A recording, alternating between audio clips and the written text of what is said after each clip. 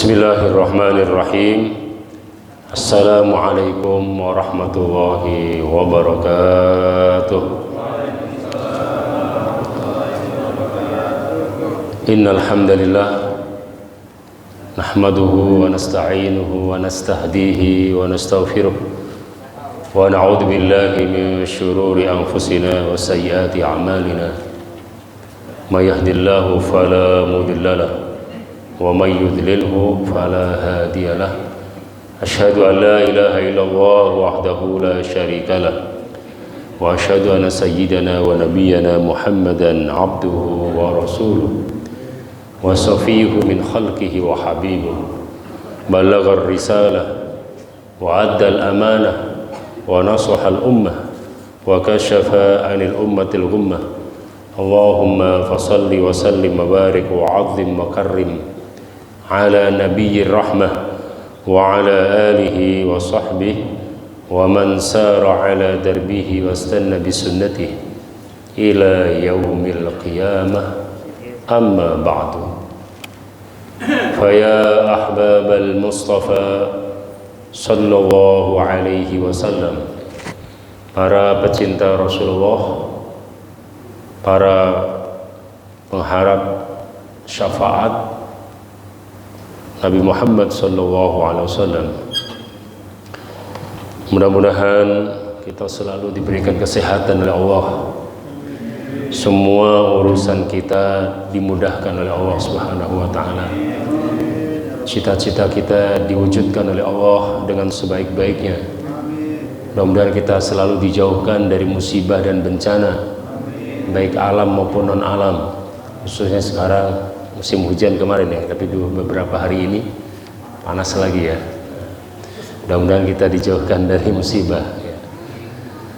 Mudah-mudahan anak-anak kita dijadikan anak yang soleh dan solihah, berbakti kepada kedua orang tuanya, bermanfaat untuk agama dan masyarakatnya. Amin ya rabbal alamin. Yang sakit di antara kita disembuhkan penyakitnya oleh Allah. Ala hadhihi niyyah wa ala kulli niyatin salihah wa ala niyati sidqi wal qabul wa husulil amali wal ma'mul bijahi wa syafaatir rasul bisirril fatihah. A'udzu billahi minasy syaithanir rajim. Bismillahirrahmanirrahim. Alhamdulillahi rabbil alamin. Arrahmanir rahim. Maliki yaumiddin. Iyyaka na'budu wa iyyaka nasta'in. Ihdinas siratal mustaqim. Siratal ladzina an'amta 'alaihim ghairil maghdubi 'alaihim waladdallin. Amin. Wa bi isnadina al-muttasili an masayihina jazahumullahu anna khairan. Dengan silsilah sanad keguruan kami yang bersambung kepada pengarang kitab, yaitu dari guru kami Profesor Dr. Syekh Sa'ad Jawis Al-Hasani, dari gurunya Al-Musnid Syekh Muhammad Yasin bin Muhammad Isa Al-Fadani, aslinya dari Padang. Dari gurunya Syekh Muhammad Ma'asum Lasem, dari gurunya Syekh Waliullah Syekh Muhammad Khalil bin Abdul Latif Al-Bangkalani, Bangkalan Madura, dari gurunya Syekh Abdul Ghani Bima, Nusa Tenggara Barat. Dari gurunya Syekh Nawawi bin Muhammad Umar bin Arbi Al-Bantani, dari Banten, provinsi yang kita tinggali ini. Dari gurunya Syekh Mahmud Kanan Palembang, dari gurunya Syekh Abdul Samad Palembang, dari gurunya Imam Abdurrahman bin Ahmad An-Nakhali Mesir, dari Imam Ibnul Ula Al-Babili Mesir, dari Imam Sa'ad Sanhuri Mesir, dari Imam Najmuddin Al-Ghaiti Mesir, dari Sayyid Zakaria Al-Ansari Mesir, dari Muhammad Ibn Ali Al-Qadiani, dari Imam Syirajuddin Ibn Al-Mulaqin, dari Imam Abul Futuh Ad-Dallasi, dari Imam Abul Hasan Al-Lawani, dari Imam Ibn Sani', dari pengarang kitab Qadhi Iyad Abul Fadl Iyad bin Musa bin Iyad bin Ahmad ibn Musa ya Al-Yahsubi Al-Maliki. Bismillahirrahmanirrahim. Qala al-muallif rahimahullah wa nafa'ana bi'ulumihi fid dharain amin. Qala faslun fi alamati mahabbatihi sallallahu alaihi wasallam. Bab atau pasal menjelaskan tentang ciri dan tanda cinta kepada Rasulullah. Jadi cinta kita kepada Nabi itu ada cirinya. ada tanda-tandanya, ya, ada indikasinya gitu. I'lam, ketahuilah, anna man ahabba syai'an atharahu wa asara muwafaqatahu. Ketahuilah bahwa orang kalau mencintai sesuatu pasti dia akan memprioritaskannya, akan mementingkannya, akan dikejar gitu. Misalnya, kenapa ya orang kok bisa betah di kafe, anak muda nih, generasi Z, generasi milenial. Kalau Pak Haji Suronto nih generasi kolonial. Nah, ini adik-adik nih, yang adik-adik kita perlu didorong supaya ke masjid. Kenapa yang ramai, mohon maaf ya, di dekat saya tadi saya lewat itu biasa weekend gitu, Sabtu Minggu ya, sampai Senin kadang-kadang masih ramai aja di Bintaro itu. Sekarang trennya nggak tahu di sini ya, kafe Pak, kafe di pinggir jalan sekarang kafe itu, semua kafe. Sama juga, idem juga ya. Dan mereka bisa betah lama gitu. Bisa betah lama. Mungkin bisa sebelum maghrib udah masuk nih, mungkin dari tadi sore. Habis asar gitu jam 4 itu udah masuk situ, wifi gratis kan, ada wifi-nya, ngopi gitu kan, ngopi mungkin yang kita minum mungkin 3.000 di situ bisa 100.000, iya, ya kan, nah, itu tadi ada kongkonya dia itu sampai malam, bisa jadi sampai besok, kok betah. Sementara coba deh suruh ngaji kayak gini, kira-kira betahnya sampai berapa jam? Hah? Ini aja baru setengah jam udah begini-begini, pantatnya udah miring-miring gini. Kenapa ya? Nah, ini kuncinya. Kenapa? Karena dia butuh, karena dia senang, karena dia cinta, Pak. Kalau udah cinta begitu, anak muda udah cinta begitu, ya, mau diapain juga udah cinta, ya kan? The love is blind, ya kan gitu ya. Dalam bahasa Arabnya al-hubbu yurni wa yusim. Cinta itu membutakan orang, cinta itu buta gitu ya. Yang buta siapa? Yang buta orangnya apa matanya gitu kan ya. Nah, jadi ketahuilah bahwa orang yang mencintai sesuatu dia akan ngejar, dia akan apa ya, misalnya dia mau keluar negeri, mau ke Eropa misalnya, mau S2, S3, itu pasti dia mengejar TOEFL karena itu syaratnya gitu. Mau ke Al-Azhar mengejar TOEFL sama Al-Quran karena itu syaratnya gitu. Dia bela-belain Pak gitu. Tapi ngaji Iqra kadang-kadang ya kan, karena gak jadi syarat misalnya, ya kan, santai aja, bener apa tidak, sampai gurunya miring-miring pecinya gitu kan. Nunggak mulu, giliran kursus bahasa Inggris gak nunggak-nunggak dia, berapa aja dibayar, giliran ngaji Quran cuma 50.000, mas nunggak 3 bulan.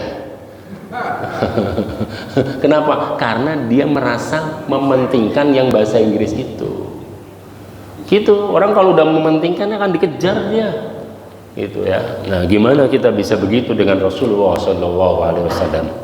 Wa illa lam yakun shadiqan hubbuhu wa kana mudda'iyan.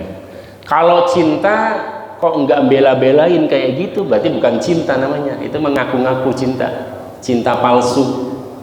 Kalau cinta tapi dia tidak berkorban, tidak ada pengorbanannya, itu berarti cinta palsu. Saya cinta Rasulullah tapi nggak pernah sholat duha. Saya cinta Nabi tapi nggak pernah puasa Senin Kamis. Saya cinta Nabi molor mulu, nggak pernah tahajud.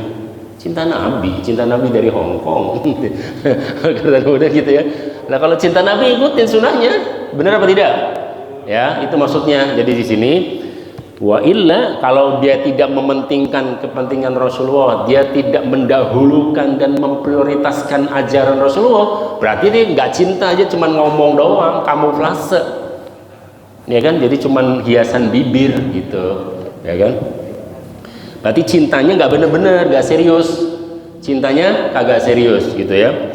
Fasadiku fi hubbin nabi man tadharu alamatu dzalika alaihi gitu. Jadi orang yang benar-benar cinta dengan Rasulullah itu terlihat dari tandanya. Mana tandanya? Nah, ini tandanya. Wa awaluha, awal dari tanda dia cinta Nabi apa itu? Al-iqtida'u bihi, mencontoh, meneladani. Luar biasa ini kitab, luar biasa. Ini Imam Qadhi Iyad luar biasa. Alhamdulillah kami dapat amanat untuk menyampaikan kitab ini di Masjid Istiqlal. Udah 2 kali. Setiap hari Kamis setiap bulan.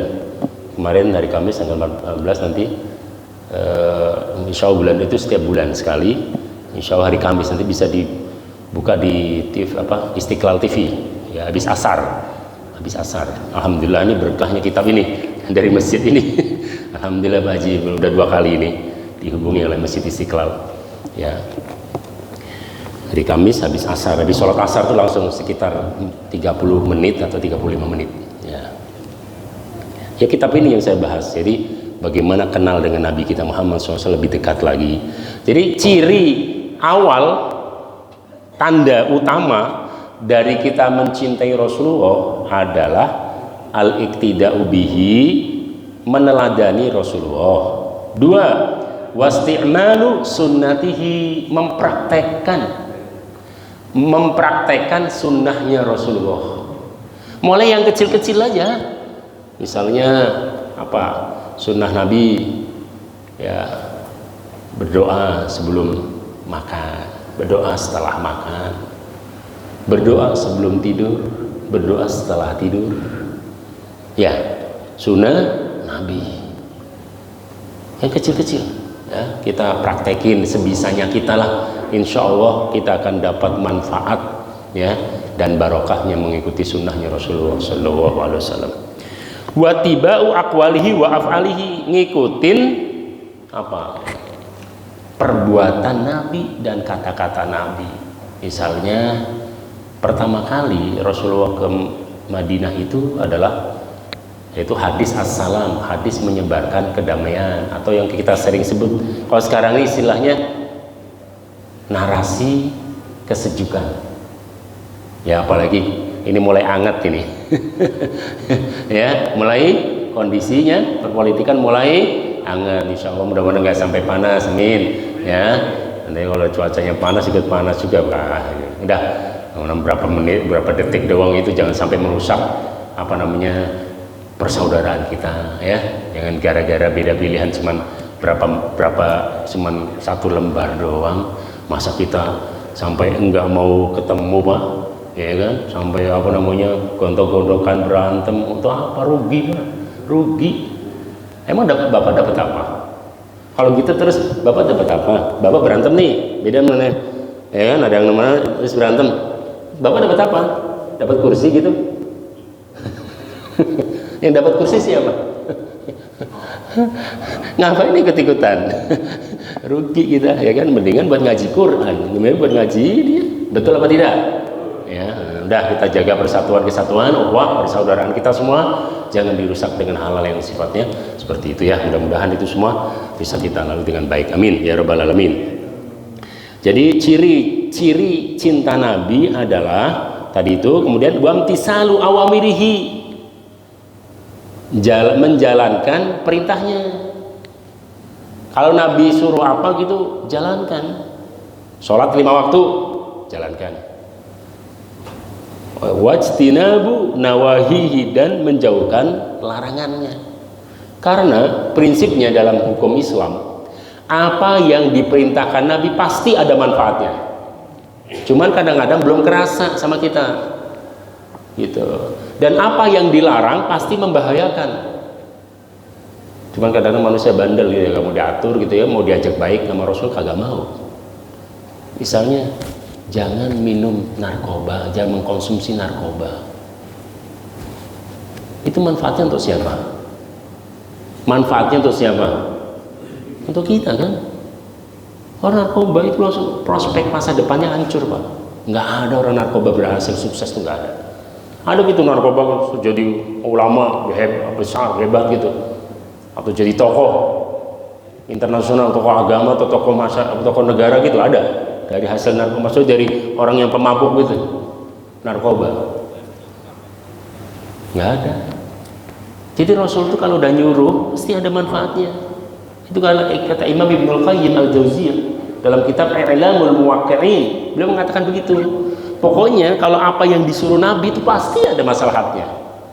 Diketahui atau tidak, belum diketahui atau nanti diketahui kemudian. Siapa saya silahkan, pasti ada. Rasul nyuruh sholat, berarti ada manfaatnya nggak? Ada manfaatnya. Kalau itu sholat duha misalnya, itu bisa mengobati apa namanya sel-sel tulang. Makanya almarhum Abah Hanom itu kalau ada orang yang narkoba, rehabilitasinya suruh apa? Suruh mandi terus sholat taubat. Betul apa tidak? Karena sholat itu bisa menenangkan, bisa merefleksi otak-otak, bisa seger lagi. Apalagi malam jam 3:30, jam 3 bangun tidur, ya kan, mandi, ya kan, sholat, masya Allah. Habis itu baca Quran, sholawatan, dikir, waduh, itu anak akan diberikan kecemerlangan dalam berpikir. Makanya banyak ulama yang nulis, bahkan saya dengar banyak juga para penulis ya, novel misalnya, itu nulisnya tuh habis sholat tahajud. Itu 1 jam udah kayak 10 jam dia habis zuhur, kayak 5 jam habis zuhur. Iya, itu apa, gold time itu, apa namanya, prime time kalau di TV itu ya, siaran prime time itu jam segitu Pak. Makanya para wali itu nggak bakalan tidur jam segitu, karena itu waktu yang sangat mahal. Buat apa aja? Buat sholat, buat zikiran, buat baca Quran, buat ngapalin Quran. Saya dulu ngapalin Qurannya jam segitu sampai habis subuh gitu. Nanti siang habis zuhur jam 2, mana siang kayak tadi panas banget, terus mau ngapalin Quran ya itu, ulang lagi ngantuk nggak masuk mau 4 jam juga, mendingan istirahat sebentar, nanti malam tahajud ya kan, habis itu ngapalin enak ya. Jadi apa namanya, itu salah satu sunnahnya Nabi ya. Pokoknya intinya begitu dah, apa yang dilarang sama Rasulullah jauhin, itu pasti ada apa namanya, efek negatifnya ya. Apa yang diperintahkan sama agama sama Rasulullah udah jalanin sebisanya, semampunya. Rasul nggak memaksakan di luar jangkauan kita. Hadisnya begitu, manahaitukum fajtanibu wa ma amartukum fa'tu minhu mastata'tum. Itu hadis sahih. Apa yang saya larang udah jauhkan, dan apa yang saya perintahkan jalankan sebisanya. Tuh. Apa nggak enak tuh Rasulullah ya, sallu ala Nabi Muhammad ya. Ya, banyaklah bersolawat kepada Rasulullah. Wa ta'addubu bi adabihi fi usrihi wa yusrihi wa mansyatihi wa makrahihi, dan beretika dengan Rasulullah. Nggak boleh membuat kata-kata status misalnya yang menyudutkan, naudzubillah min dzalik, atau apa namanya, yang menghina Rasulullah. Berat itu sanksinya, nanti ada di bab keempat, sanksi yang terakhir itu tentang sanksi-sanksi orang yang menghina Rasulullah. Berat Pak. Kalau Imam Malik tuh wah berat sekali hukumannya ya. Jadi beradablah dengan Rasulullah ya, beradab dengan Rasulullah. Salah satunya jangan panggil namanya Muhammad. Memang teman kamu. Kita dengan orang tua aja kalau manggil namanya marah orang tua, tersinggung apa tidak? Manggil dosennya langsung namanya gitu. Mahasiswa saya manggil saya musafirin gitu, wah saya jitak itu langsung nilainya saya. Ya manusiawi Pak, kita bukan malaikat, betul atau tidak? Ya kan? Ya. Kiai santrinya langsung manggil namanya gimana? Walaupun Rasulullah nggak minta, walaupun guru kita nggak minta, tapi kita manggil guru kita kan, Ustaz, Kiai kan gitu. Gimana Kiai kabarnya kan gitu? Guru gimana kabarnya guru gitu kan? Betul apa tidak? Terus kita panggil namanya aja, itu salah satu adab. Terus kemudian jangan mengeraskan suara di atas suara Rasulullah. Imam Malik itu kalau ada orang ngobrol di Masjid Nabawi gitu, di samping Raudhah makam, itu Rasul marah, Imam Malik marah, kalian ini nggak tahu apa, ini kan di samping makam Rasulullah. La tarfa'u aswatakum fawqa sautin nabi. Wahai orang yang beriman, di surat Al-Hujurat ayat 2, wahai orang beriman, jangan keraskan suara kalian. Itu sampai ada sahabat yang, kalau kita bahasa kita ini mohon maaf ya, ya dari mana yang suaranya agak kenceng. Jadi emang logatnya gitu, apa sih, dari mana ya? Hamidan misalnya, mohon maaf ya. Mungkin dia kan ngomong, "Bagaimana kau?" gitu kan, emang begitu. Nah, suaranya. Nah ada sahabat yang tipenya kayak gitu suaranya, tapi emang dari sononya, bukan dibikin-bikin gitu. Turun ayat itu langsung pulang dia, pulang ke rumah. Aduh saya nggak enak. Berarti tadi ayat kan jangan keraskan suaramu. Sementara suara saya keras kata gitu. Jadi dia nggak mau ketemu Nabi. Tapi Nabi tahu, dikasih tahu oleh malaikat dari Allah, panggil dia, kasih tahu bahwa itu bukan untuk dia, itu bagi yang sengaja tidak sopan di hadapan Rasul. Kalau dia memang dari sananya nggak bisa memang begitu suaranya. Memang dari sana mau diapain? Kan gitu ya. Memang kalau orang Solo misalnya memang lembut, orang Sunda ya Bandung gitu ya, kumaha dan punten gitu, mah lembut mau diapain mau dari sananya. Kalau saya sendiri begini gitu, nggak bisa dari Allah gitu. Masing-masing punya gaya gitu, masing-masing punya intonasi, punya suara. Tapi dia takut karena tadi itu saking adabnya dengan Rasulullah, dia pulang. Akhirnya kata Rasulullah, coba itu sahabat fulan, lupa saya namanya, Jundub siapa, tolong panggil ke sini. Rasul nyuruh sahabat Abu Hurairah, tolong panggilin ke sini. Terus ditanya sama Nabi, kamu kok nggak kelihatan beberapa hari ini, kenapa gitu? Kata dia gini, ya Rasulullah, saya itu nggak enak, saya takut nggak sopan, suara saya keras, saya dengar ayat tadi, ya wahai orang beriman, janganlah keraskan suaramu di hadapan Nabi. Gitu. Rasul itu senyum itu, bukan untuk kamu gitu, udah enggak, ini yang sengaja, yang dia itu bisa apa suaranya lirih, tapi dia nggak sopan di hadapan kita, begitu kata Rasulullah. Akhirnya dia senyum dan menjaga banget. Ini artinya apa? Bahwa sahabat itu sangat beradab dengan Rasulullah, sangat menjunjung tinggi etika dengan Rasulullah, nggak sembarangan menghadapi Rasulullah ya.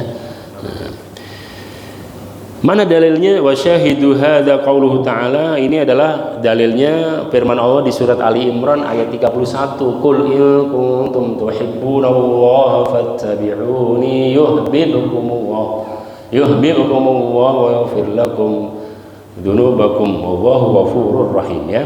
Jadi katakanlah wahai orang yang beriman, jika kalian cinta kepada Allah maka ikuti, contohlah Rasulullah. Ya, jadi bukti kita cinta Nabi adalah ngikutin sunnahnya. Ya, kalau orang bilang saya cinta dengan Nabi tapi nggak ngikutin sunnahnya, berarti bukan cinta Nabi, dia cintanya bohong. Wa isaru masyara'ahu wa hadha alaihi ala hawa nafsi, dan dia lebih mendahulukan sunnahnya Rasul daripada hawa nafsu dan kepentingan diri sendiri. Itu apalagi kalau itu misalnya sesuatu yang haram. Korupsi enggak ya? Korupsi enggak gitu. Bertanya, apakah Rasulullah membolehkan korupsi? Nah gitu. Di hati tuh, jangan ikuti nafsu. Kalau nafsu pengennya apa? Korupsi. Susah amat sekarang korupsi dah. Ya kan bisa beli mobil baru. Gimana istri? Ini kan gitu kan? Rewel mulu. Ada mobil baru nih, masa kita belum beli. Ini tetangga udah beli. Masa kita begini-begini aja? Mulai dah tuh. Iya benar juga. Ikutin Nabi, ikutin istri, ikutin Nabi, ikutin istri. Begitu. Itu biasa perang Pak di sini tuh. Benar apa tidak? Betul apa tidak? Perang itu. Kalau dia cinta Nabi berarti dia gimana? Kalau dia cinta Nabi, dia ngikutin siapa? Nabi atau ngikutin istrinya? Ngikutin Nabi. Biarin dah. Mending saya begini daripada dibenci sama Allah dan Rasulullah. Mending saya begini tapi saya berkah, nggak melanggar, nggak korupsi, nggak makan duit orang. Di situ ada anak yatim apa loh, saya disumpahin, waduh, bisa stroke saya. Kalau bener Pak, orang-orang yang kalau yang takut sama Allah, nggak berani Pak, satu perak pun takut. Kalau sahabat begitu, nanti efek ke anak atau ke istri dan anak. Ya justru. Kalau anaknya narkoba, yang ini mencuri, kena ditahan sama polisi, yang ini masalah aja isinya, yang ini sakit, stroke, kalau obatnya nggak ada di Indonesia, ada di luar negeri. Jadi dia korupsinya 1T, habisnya 3T. Mau gitu. Ikutin Rasulullah akan enak, berkah, nyaman, hidup enak, tenang, nggak diganggu orang. Apa artinya banyak kalau nggak berkah? Triliunan, tapi dikejar KPK, BPK, PPATK. Untuk apa hidup ini sekali tapi sengsara begitu. Ya, akhirnya 3S, sakit, stres. Ya. Coba kalau ikutin Nabi, waktu habis maghrib, zikir, ngaji sampai isya, habis isya sholat isya di jamaah, habis itu sholat ba'diyah, terus sholat witir, ngobrol sama keluarga gimana anda di sekolah ada masalah enggak? Enak, senyum, ketawa dengan anak, dengan istri, itu sehat Pak, sehat ini, ya kan, nggak usah ngobrol politik, nggak usah, jauh. Enak aja sama istri itu, ngapain istri diajak diskusi, emangnya itu nggak tahu sunnahnya Nabi, musamarah, itu udah habis sisa ini sebentar gitu, setengah jam, 1 jam gitu, udah istirahat di rumah, udah istirahat. Wah enak Pak, masya enak banget ajaran Rasulullah itu enak, kalau tahu ininya enak banget itu, ngapa dong jam segini masih wah ngatur strategi gini, capek hidup ini, ngukurin apa sih? Wah, apalagi udah umur kepala 7 misalnya, itu mau apa lagi? Dekat kita udah 1 meter Pak kuburan, itu udah siap belum itu? Udah siap belum? Ya itulah, ya pikirin sendiri dah, kalau nggak kuat kita, ya kan. Jadi kalau kata Rasulullah, harta yang haram ya masuk ke dalam perut akan menjadi panas dia. Makanya harta yang didapatkan dari yang haram akan cepat hilang. Cepat hilang. Dapatnya cepat, hilangnya cepat. Dapatnya panas, keluar panas. Biasanya nggak jauh-jauh gitu dari perempuan simpanannya, perempuan simpanannya minta mobil yang baru. Masa bodo amat, oh enggak, bunuh. Mau apa coba? Coba ngikutin Rasulullah, enak Pak. Zikir, tenang, bisa sholat, zikiran, waduh nikmat banget itu. Makan enak makan. Ngapain kalau makan enak kalau nggak enak makan? Saya pernah lihat orang yang, ya mohon maaf itu jabatannya tinggi Pak, gitu. Kita diajak rapat gitu, saya Pak, enggak ini, Isa, astagfirullah. Berarti dia tidak menikmati. Padahal makan enak Pak di hotel bintang. Saya ajak itu di samping saya. Oh kita kan sholawatan apa masih ingat, kita masih ini sadar gitu. Orang kayak gini malah cepat ini nanti dihipnotis sama orang. Nih Pak, oh jadi dia melamun, nggak nih, dia depannya makanan. Saya bilang, ya Allah mubazir Pak, jadi makan sedikit aja gitu tinggal. Pikirannya lu gimana pimpinan biar ini. Coba apa nikmat hidup kayak gitu? Wah saya berkasih opini enggak. Mending di rumah dengan keluarga, kita bisa wirid, ya zikir, bisa nulis buku, bisa membaca kitab, nah, nikmat sekali. Masing-masing ininya orang, tapi begitu kebahagiaan. Qala wa tawalladzina tabawwa'u ad-dar wal imana min qablihim yuhibbuna man hajara ilaihim wa la yajiduna fi sudurihim hajatan mimma utu wa yu'thiruna 'ala anfusihim walau kana bihim khassasah. Allah berfirman, orang-orang yang tinggal di Madinah, artinya kaum Ansor, ada muhajirin, orang yang berhijrah dari Mekah ke Madinah, ada kaum Ansor, orang yang ada di Ansor, pribumi, ya. Apa? Mereka yuhibbuna man hajara ilaihim. Mereka mencintai orang yang berhijrah. Gitu, saudara. Bahkan kita kaget, Pak, nggak ada. Ini ya, mohon maaf. Ini adalah acuan bagaimana konsep pendatang dan pribumi, perantau dan pribumi. Ini ya, luar biasa nih. Kalau bisa ngikutin ini, berhasil ini sebuah kota atau apa namanya, bahkan negara. Kalau ngikutin konsepnya Nabi nih dan sahabat, waduh, apa yang dilakukan oleh sahabat Ansor? Ya, ada 2, itu Sa'ad bin Mu'adz dengan siapa tuh, kan dipersaudarakan tuh. Kata dia begini, ini pribumi bilang sama perantau muhajirin, wahai saudaraku, saya punya 2 toko, mana yang kamu senang ambil. Saya punya 2 kontrakan, mana yang kamu senang ambil 1. Buat saya 1, buat kamu 1. Sekarang ada begitu? Sekarang ada begitu? Hah? Oh kencang benar. enak aja gitu, enak aja gitu, ya kan? Oke lah, kalaupun nih, mohon maaf ya, kalau yang ini mungkin bisa kita lakukan, ya kita bisa lakukan. Apa namanya, kita orang duitnya kebanyakan Pak, nggak berseri gitu kan, toko ada di mana-mana, villa ada di mana-mana, bisa dia bisa kasih lah, ya kan? Ini saya kasih rumah satu, orang kebanyakan rumah. Cuman yang kedua ini yang berat. Kalau saya belum bisa. Apa itu? Kata dia nih, kata Ansor kepada muhajirin, wahai saudaraku muhajirin, perantau, gitu kan? Saya punya 2 istri. Saya punya 2 istri. Kenapa tuh? Ente mau berburu istri sih? Kalau saya nggak bisa ini, karena kan istri saya 1. Saya punya 2 istri.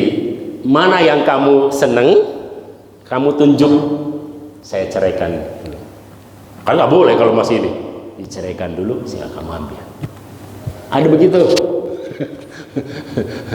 Atau semua sama 1, tapi mana? Ya, jadi ini enggak kalau yang kedua ini inilah ya kan. Yang pertama tadi yang paling bisa kita lakukan. Spirit saking ini begitu. Itu ya itu. Luar biasa ya. Jadi mereka mendahulukan cintanya kepada Rasulullah, ya, lebih mementingkan ajaran Rasulullah daripada kepentingan ego pribadi. Itu maksudnya, ya. Wa yu'tuna wa yusiruna ala anfusihim walau kana bihim khasasah. Mereka lebih mementingkan, ya, orang lain padahal dia butuh. Ya, tadi itu dia nggak butuh aja, siapa yang nggak butuh ya? Kontrakan pengennya banyak, tapi dia karena ada saudaranya, adalah kamu nih. Bahkan ada riwayat dikatakan ada sahabat Ansor yang kondisi ekonominya pas-pasan, terus kedatangan sahabat Rasulullah muhajirin untuk di rumahnya, silahkan disambut dengan baik. Ya, di kamar depan, apa namanya, ini yang sahibul baitnya yang orang Ansor di kamar belakang, punya anak berapa, 3 beberapa gitu, masih kecil-kecil gitu. Dalam riwayat dia punya makanan kayak mungkin nasi sama apa namanya sama lauk ayam gitu, cuman pas-pasan gitu. Kalau dimakan sama beliau nih, nanti tamu nggak dapat. Tapi anak-anak gimana nih? Lampu dimatiin, istrinya suruh ceritain ke anaknya, ceritain dulu dah, bocah-bocah biar pada tidur, gitu, biar tidur. Terus kita ngecap-ngecap gitu kayak makan gitu. Kita kasih ini makanan ini untuk tamu. Tapi ini nggak kesinggung, karena kan dikira kita makan juga. Luar biasa, masya Allah. Nih kalau mau lihat sahabat kayak gini Pak, sahabat kayak gini modelnya. Nah, iya, emang kita, ya kan, ngumpuk tuh di kulkas. Nah, apa namanya? Akhirnya disuguhin tuh. Kalau kata ini tamunya muhajirin, ya makan bareng aja. Saya makan sama istri aja. Antum ayo, ya, makan. Silakan makan. Wah, biasa adanya yang gini. Ya, ada enak-enakin dah itu. Masya Allah, jazakumullah khair, gitu. Makan dia. Anaknya ditidurin dulu, tidur anaknya, dia ngecap. Gitu. Padahal nggak makan. Siapa yang mengajarkan itu, saudara? Rasulullah SAW. Orang penting adalah orang yang mementingkan kepentingan orang lain. Orang yang terhormat adalah orang yang menghormati orang lain. Ini quotes nih, bisa bikin quotes, ya, bikin quotes ini. Orang yang berharga, orang yang menghargai orang lain, gitu ya. Nih, Isa belum? Bentar lagi ya, 10 menit lagi. Sampai sini ada mau nanya nggak? Ayo kamu nanya, nggak apa-apa. Nanti kita lanjutkan lagi pertemuan selanjutnya, nggak apa-apa. Yang penting paham terus bisa ini. Gitu. Kamu nanya silahkan. Ya. Gimana?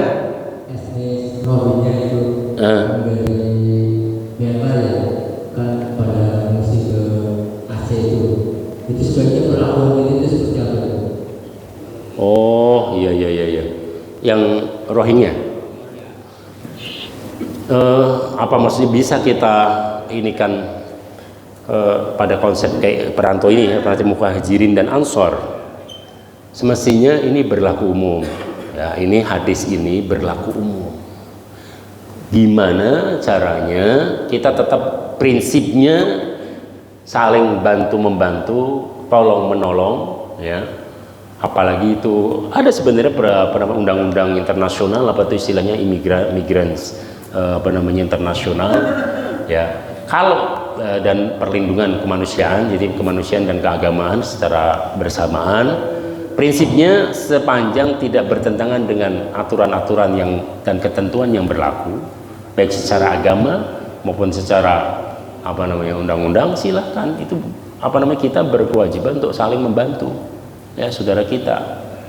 Yang bukan seagama saja kita diperintahkan untuk membantu. Kalau dia butuh bantuan, apalagi ini sesama seagama misalnya. Di surat Taubat, wa in ahadun minal musyrikin istajaraka fa'ajirhu wa ablighu ma'mana hatta yasma'a kalam Allah summa ablighu ma'mana. Wa in ahadun minal musyrikin istajaraka, apabila ada seorang musyrik itu ateis, nggak bertuhan, nggak beragama, itu ateis. Kalau kafir masih bertuhan, beragama, gitu. Cuman nggak inikan pada Allah, ya, masih beragama, Yahudi, Nasrani, ya, itu non, ya, atau kafir. Tapi kalau musyrik itu nggak beragama, nggak bertuhan. Itu aja dalam Al-Quran di surat Taubat, wa in ahadun minal musyrikin istajaraka fa'ajirhu.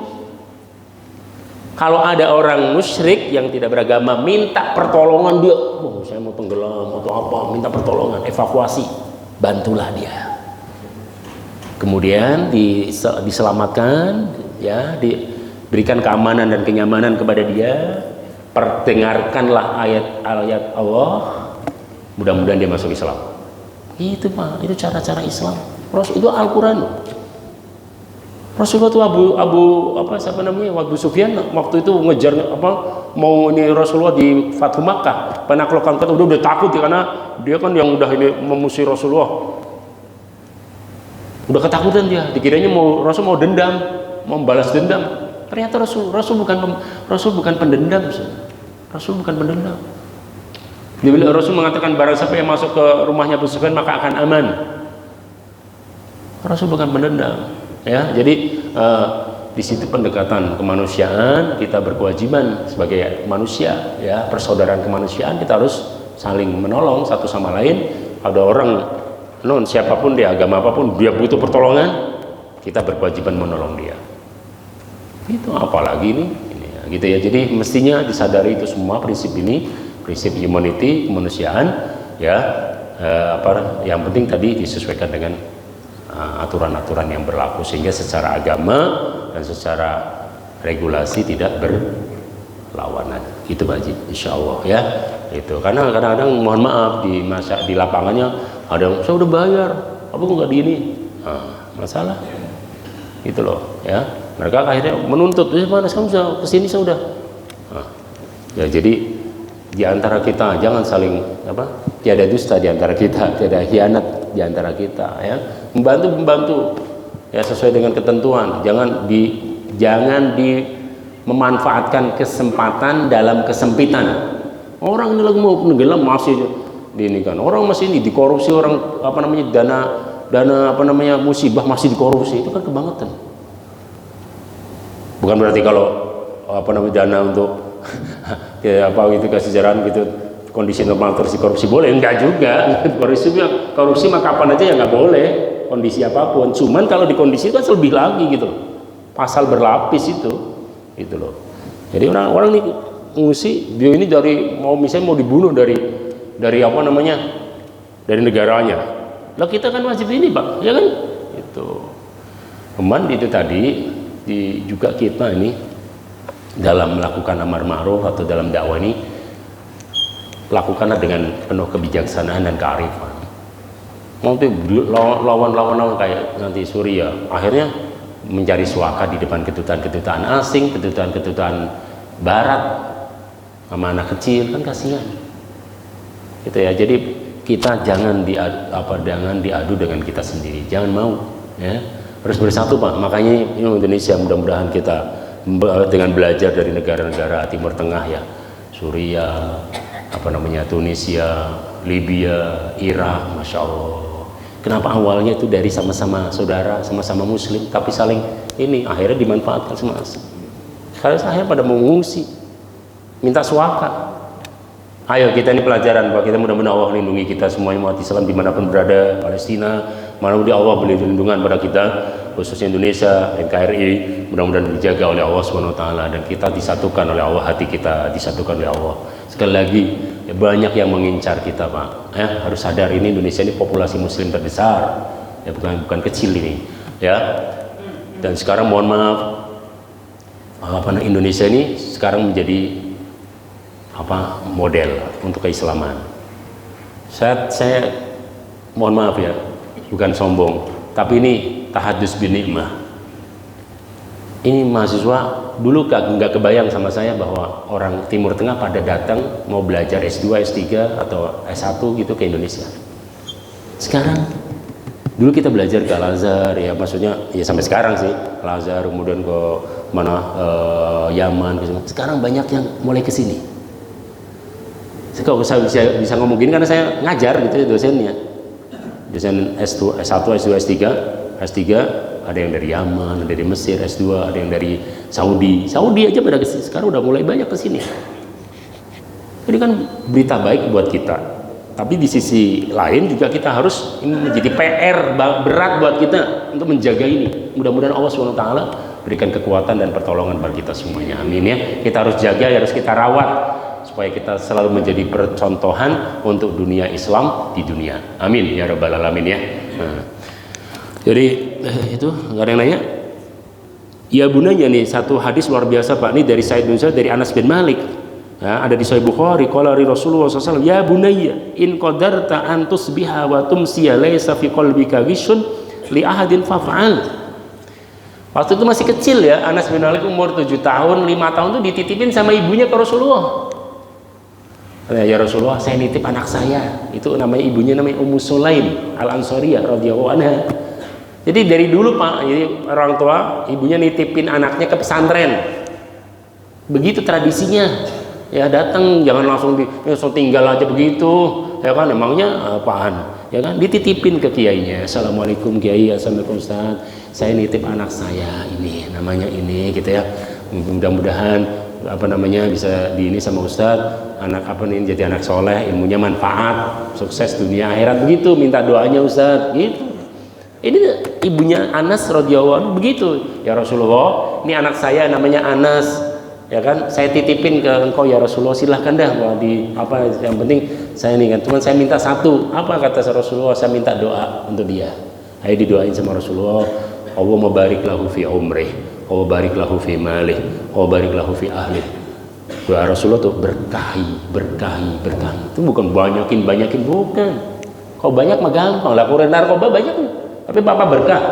Bukan masalah banyak Pak, bukan hanya banyak, pengennya sih banyak berkah. Tapi kalaupun sedikit tapi berkah. Allah barik lahu ya Allah, berkailah rizkinya, berkailah anaknya, turunannya, berkailah umurnya. Itu Anas sebenarnya paling, doanya Nabi manjur, itu paling terakhir meninggalnya 160-an, yang lainnya udah pada meninggal, dia masih. Dan beliau karena doanya Nabi ya, cesplong doanya Rasulullah ya, itu keluarganya paling banyak keturunannya, itu sampai ratusan cucunya. Itu satu masjid beliau ketua DKM-nya ya kan, yang imamnya beliau, kemudian yang azannya cucunya, yang ininya DKM-nya, pengurusnya anaknya, yang jamaahnya cicitnya. Di satu masjid itu keluarga beliau semua. Tuh, keberkahannya itu doa Nabi. Yang ketiga, beliau punya kebun kurma. Yang lain panen, yang lain nggak panen nih, bukan musimnya, beliau musim sendiri yang panen. Itu saking berkahnya itu doa Nabi itu.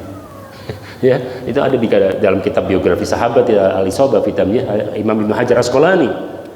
Ya, bisa dibaca di situ. Jadi nasihat terus, wahai anakku, ini udah dianggap saya kayak anak sendiri. Malah saya sama santri saya udah anggap kayak anak. Udah kamu di sini sementara ya, kalau di rumah kalau kamu punya bapak dan ibu ya, untuk sementara di sini saya sebagai bapak kamu. Insya Allah lebih keren daripada bapak kamu. Jadi sementara di sini saya bilang saya anggap aja saya bapaknya. Gitu. Memang ada anak yatim juga. Nah, yang ya sementara gitu ya kan, dianggap seperti nanti udah pulang baru ini lagi gitu ya. Jadi kita anggap seperti anak. Rasul begitu kepada sahabatnya, ya bunaya, nak, padahal bukan anaknya, nak, in qadarta antus biar kalau kamu bisa ya dalam sehari ini, sehari semalam, untuk tidak membenci orang, lakukan. Jadi salah satu sunnah yang paling berat adalah kita nggak benci sama siapapun. Bisa nggak ya? Benar-benar dikit-dikit kesel aja sama orang, ya ini orang itu saya kesel banget dan dia udah begitu, gimana mau ngikutin Rasulullah, hatinya Rasulullah. Kalau hatinya Rasul itu kalau bun salim, bersih, nggak ada kebencian sama siapa, Rasulullah SAW. Ya, itu namanya si sariroh. Jadi ada siroh, ada sariroh. Kalau yang hati namanya sariroh, kalau yang sifatnya luar namanya siroh Nabi. Kalau yang dalam sariroh Nabi, hatinya Nabi. Nabi itu nggak angkuh, nggak sombong, tawadu, tidak suka pamer. Nabi nggak riya, Nabi nggak kikir, nggak pelit. Itu namanya sariroh Nabi. Tapi kalau siroh itu luar. Nabi itu kalau jalan begini, itu namanya siroh Nabi. Ya. Jadi ada siroh, ada sariroh. Ya. Ada hati, ada lahir, ada batin. Nah ini kata Rasulullah, kalau kamu bisa hati kamu bersih, nggak benci sama siapapun, lakukan itu. Itu sunnahku kata Rasulullah. Itu pola hidupku. Ya. Faf'al ya bunayya wa dzalika min sunnati, dan itu pola hidup saya, itu cara hidup saya. Wa man ahya sunnati faqad ahabbani, barang siapa yang menghidupkan sunnahku maka berarti dia mencintai aku. Wa man ahabbani kana ma'i fil jannati, dan barang siapa yang mencintai aku maka aku jamin dia masuk surga bersamaku.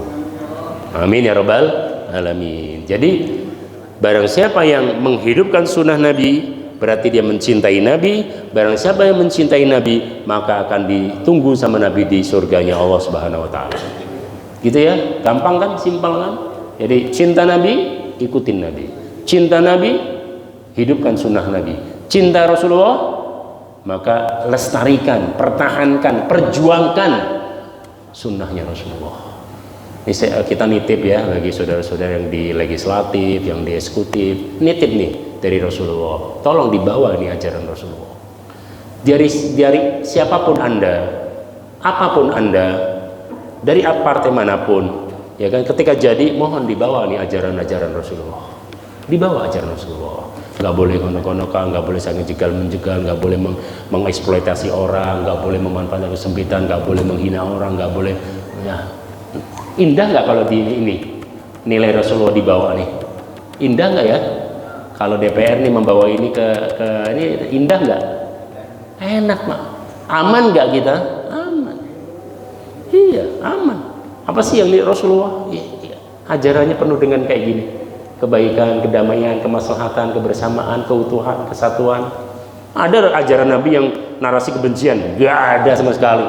Nggak ada. Kalau saya udah yakin seyakin-yakinnya 180%. Silahkan dicari hadis Rasulullah yang di dalam kontennya ada narasi kebencian. Nggak ada pak sama sekali. Yang ada adalah kesejukan, kedamaian, afsus salam, kedamaian, ya kan, silul arham, silaturahmilah. Nanti kalian akan masuk surga bisalam dengan keselamatan dan kedamaian. Oh luar biasa. Wa mantas salam. Ya, nggak ada hadis-hadis Nabi yang mengajarkan tentang narasi nggak ada sama sekali ya. Oke, saya kira cukup ya, ini pesan ini sudah kita pahami dan nyampe ke kita semua. Mudah-mudahan kita bisa menjaga pesan-pesan Rasulullah, mudah-mudahan kita bisa meniru, meneladani sifat-sifat Rasulullah, mudah-mudahan kita bisa menghidupkan nilai-nilai Rasulullah dan nilai-nilai Nabawi ya di tengah-tengah masyarakat kita. Amin ya rabbal alamin, sehingga kita dapat syafaat dari beliau. Amin ya rabbal alamin. Kita tutup kafaratul majlis. Subhanakallahumma wa bihamdika asyhadu an la ilaha illa anta astaghfiruka wa atubu ilaik. Assalamualaikum warahmatullahi wabarakatuh.